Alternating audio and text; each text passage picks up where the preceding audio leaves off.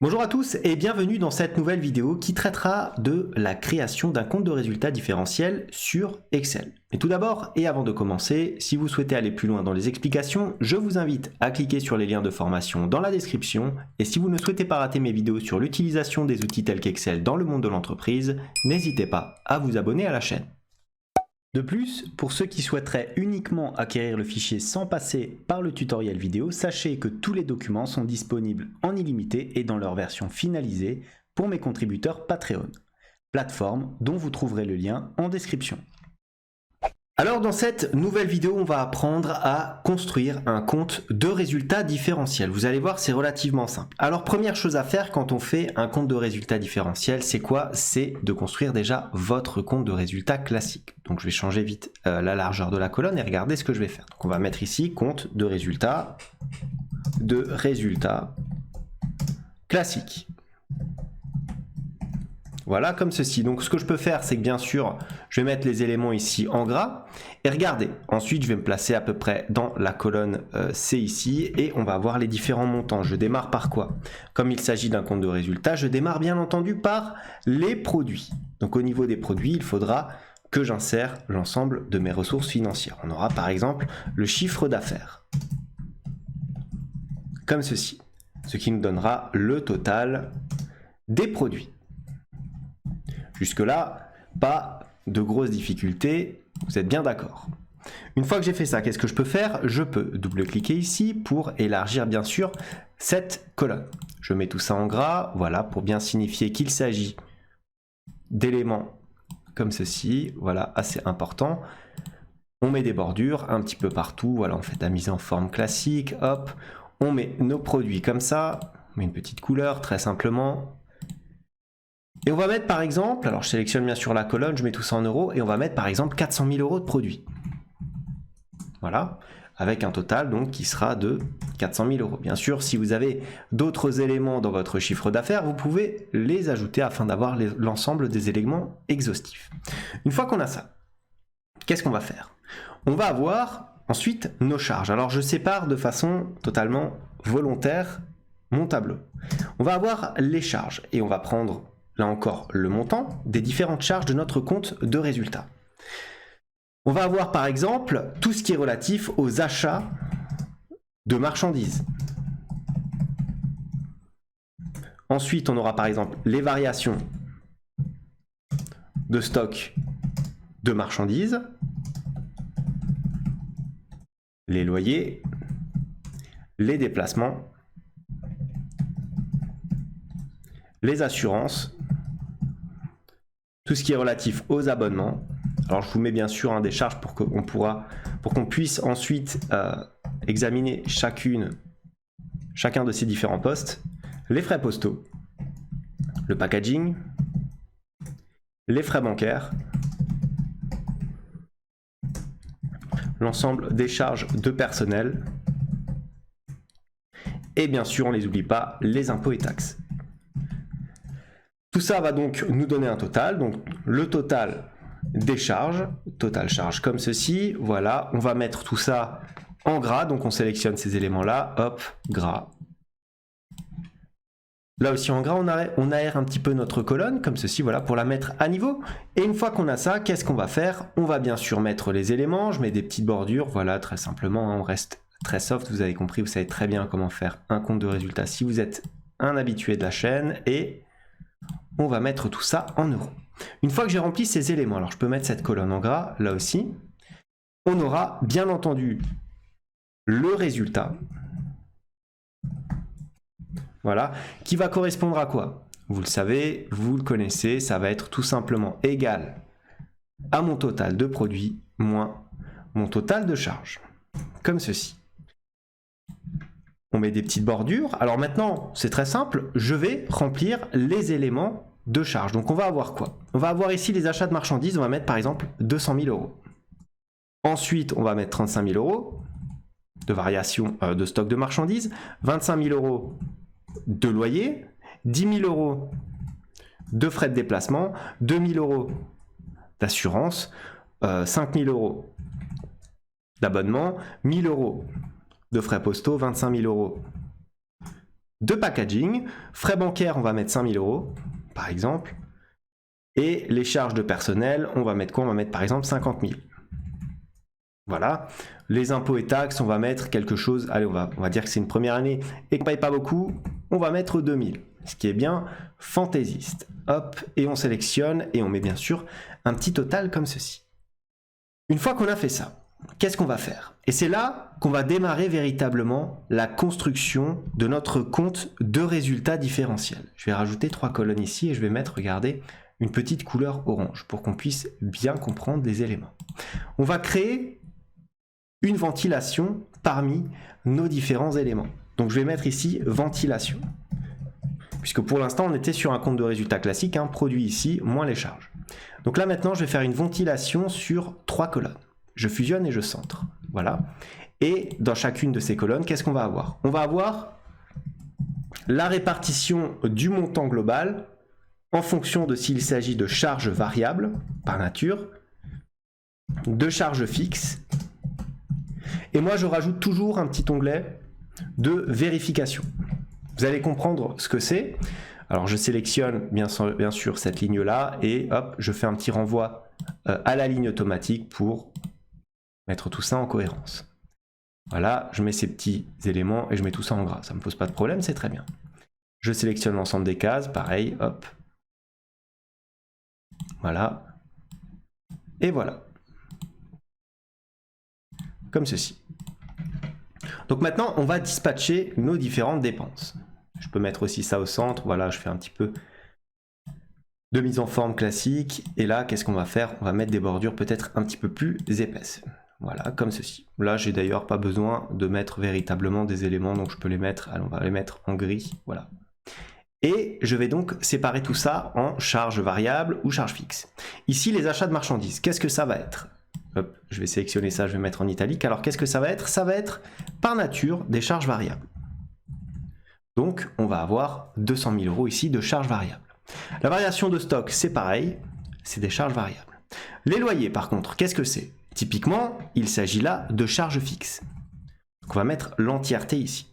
Les déplacements. Alors, les déplacements, il y a certains déplacements qui sont à la fois fixes et variables. Donc, on va répartir, on va mettre par exemple 2 000 € de frais de déplacement en charges variables et 8 000 de charges fixes. Ensuite, les assurances. Les assurances, pour moi, c'est quelque chose d'assez fixe. Donc, on va mettre pareil, les 2 000 € en charges fixes. Pareil pour les abonnements. C'est des charges fixes, les frais postaux. Alors, qu'est-ce que c'est? Pour moi, les frais postaux dépendent bien sûr des expéditions. Et donc, il s'agit pour moi de charges variables. On va mettre 1 000 € ici. Voilà. Le packaging, pareil, c'est variable, ça dépend de ce que vous allez envoyer, donc produire. On aura ensuite les frais bancaires. Alors là, pareil, ça peut être scindé. On va mettre par exemple 3 000 € de charges variables et 2 000 € de charges fixes. Ça dépendra bien sûr de la nature du frais bancaire. Les charges de personnel, alors là, je mettrai quelque chose d'assez fixe. Comme ceci. Donc voilà, les 50 000 €. Alors bien sûr, pour les charges de personnel, ça peut être un petit peu plus détaillé s'il s'agit par exemple de rémunération de commerciaux dont la rémunération va se baser sur une partie fixe et une partie variable. Là, on va partir du principe que c'est une société de production, donc il n'y a pas forcément beaucoup de variables sur le chiffre d'affaires. Ensuite, les impôts et taxes, là pareil, je mettrai du fixe. On a donc les totaux qui s'affichent là, donc je prends tout simplement ma somme, je fais un copier et coller comme ceci, hop, voilà, je peux d'ailleurs même tirer cette formule jusqu'ici, ça ne me pose pas de problème. La vérif, alors qu'est-ce que c'est la vérif? C'est ce qui me permet de voir si le montant global, moins l'ensemble de la répartition charges fixes et charges variables, fait bien 0. Parce que si ça ne fait pas 0, c'est que j'ai tout simplement évité, c'est que j'ai oublié de répartir une de mes sommes et donc un de mes montants. Maintenant, on a tous les éléments pour construire notre compte de résultats différentiels. C'est là le plus intéressant, il faut bien sûr faire cette répartition-là. Donc je vais me placer maintenant, alors je vais réduire un petit peu cette colonne pour que vous puissiez bien voir. Au niveau de la largeur, on va passer sur du 3. Pour ma colonne H, pareil, on va passer sur du 3 très simplement. Comme ceci. Donc une fois que vous avez ça, vous allez créer ici votre compte de résultat différentiel. Comme ceci. Et voilà, on va mettre tout ça en gras. Vous allez avoir quoi? Vous allez avoir tout d'abord le poste de dépense. Donc, poste comme ceci. Ensuite, le montant. Et enfin, le chiffre d'affaires, donc le pourcentage du chiffre d'affaires, donc pourcentage du CA. Vous avez compris ce que ça veut dire. CA, c'est bien entendu chiffre d'affaires. Je mets tout ça en gras et je centre les différents éléments comme ceci. Au niveau des postes, qu'est-ce qu'on va avoir? On va avoir le chiffre d'affaires, premier élément. Chiffre d'affaires global. Toujours un S à faire car il y en a plusieurs. Je double-clique pour aérer. Le montant, alors qu'est-ce qu'il est? C'est tout simplement le chiffre d'affaires qu'on a ici. On appuie sur Entrée. Pourcentage du CA. Quel est le pourcentage du chiffre d'affaires par rapport au chiffre d'affaires? C'est tout simplement 100%. Comme ceci. Donc là, on ne se pose pas de questions. Ensuite, une fois qu'on a le chiffre d'affaires, qu'est-ce qu'on a? On a les coûts variables.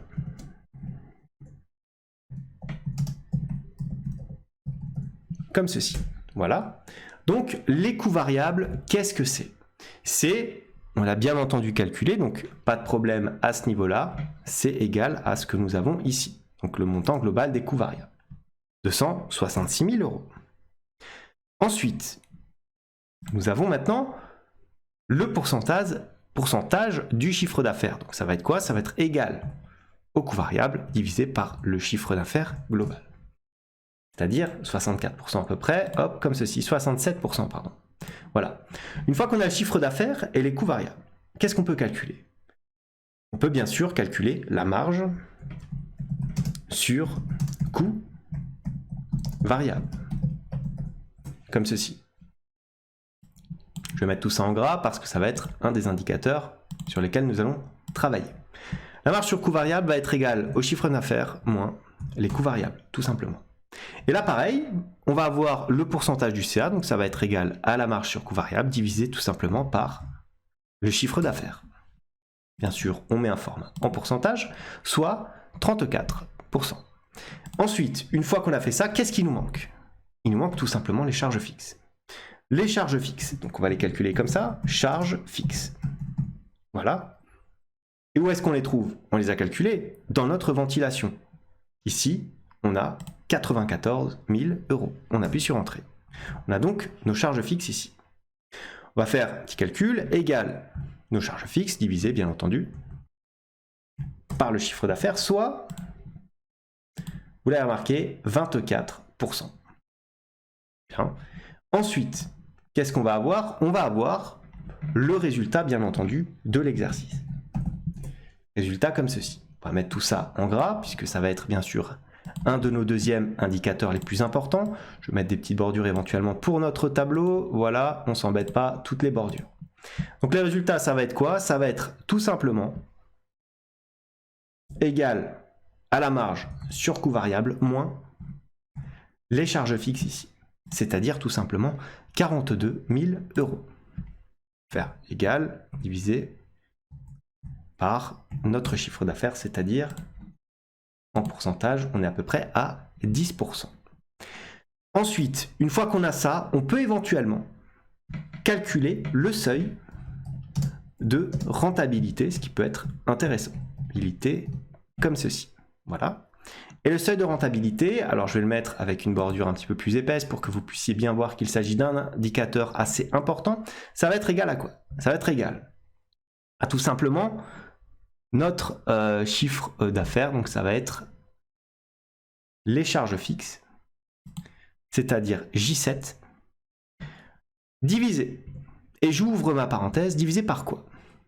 Divisé par la marge sur coût variable, c'est-à-dire J6, divisé elle-même par quoi?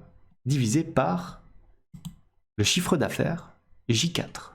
Je ferme ma parenthèse, j'appuie sur Entrée, et j'ai 280 587,97 €. Voilà donc mon seuil de rentabilité. Vous voyez, avec un compte de résultat classique, compte de résultat assez simple, nous avons très facilement, après cette ventilation, la possibilité d'établir un compte de résultat différentiel ici, qui nous permet de calculer un seuil de rentabilité. Alors pour illustrer un petit peu mon fichier, comme d'habitude, j'enlève le quadrillage, voilà. Et nous en avons fini avec ce petit tutoriel. Donc voilà comment faire, comment établir un compte de résultat différentiel relativement facilement et rapidement sur Excel. Voilà ce que j'avais à vous dire dans cette vidéo. Comme d'habitude, si elle vous a plu, n'hésitez pas à la liker, à la commenter, à vous abonner à la chaîne si ça n'est pas encore fait. En tout cas, moi je vous dis merci et à bientôt pour une nouvelle vidéo.